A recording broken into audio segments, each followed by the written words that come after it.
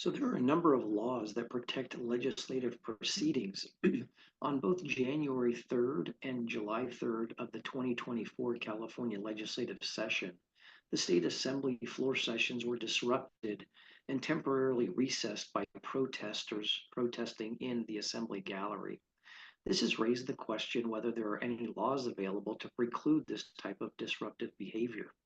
While we all enjoy the rights of freedom of speech, assembly, and petitioning our government under the First Amendment to the United States Constitution, those rights are not absolute. For example, as many of us learned in law school, you cannot yell fire in a crowded movie theater.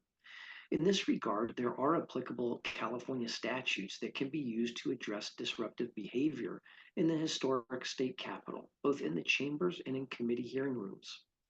Note that this section should be amended to reference the current swing space where committee hearings will occur for the next few years. So this is referring to the first provision of law I cite, California Penal Code Section 171F.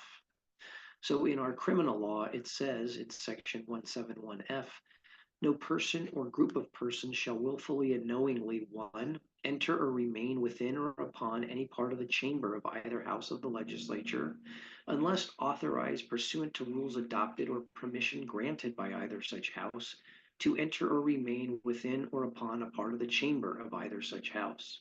And two, engage in any conduct within the state capitol which disrupts the orderly conduct of official business.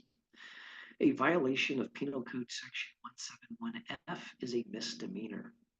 As used in this section, state capitol means the building which is intended primarily for use of the legislative department and situated in the area bounded by 10th, L, 15th, and N streets in the city of Sacramento.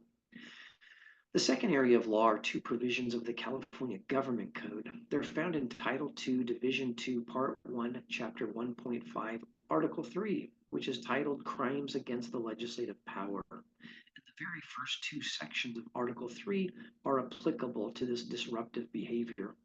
Government Code Section 9050 provides every person who willfully and by force or fraud prevents the legislature, either of the houses composing it or any of the members thereof from meeting or organizing is guilty of a felony. Government Code Section 9051 provides that every person who willfully disturbs the legislature or either of the houses composing it while in session or who commits any disorderly conduct in the immediate view and presence of either house tending to interrupt its proceedings or impair the respect due to its authority is guilty of a misdemeanor. Now, both of these government code sections have been on the books since 1943, and all three laws I think are quite clear and straightforward. In addition, anyone who enters the gallery can clearly see a sign that basically says in a layperson's terms what those existing laws provide. The language on these poster boards specifically says state law prohibits persons from the gallery in engaging in conduct that interferes with legislative proceedings or disrupts the orderly conduct of official business. Prohibited conduct may include actions that pose a safety risk or interfere with the ability of others to see and hear the proceedings.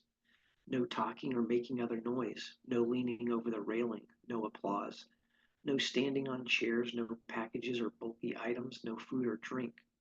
So as a result of this poster, all persons entering the gallery are on notice regarding prohibited conduct, and the applicable laws provide a clear basis for ensuring that official legislative proceedings are not disrupted so that the people's business can be conducted by our elected assembly members and senators as well as their staff.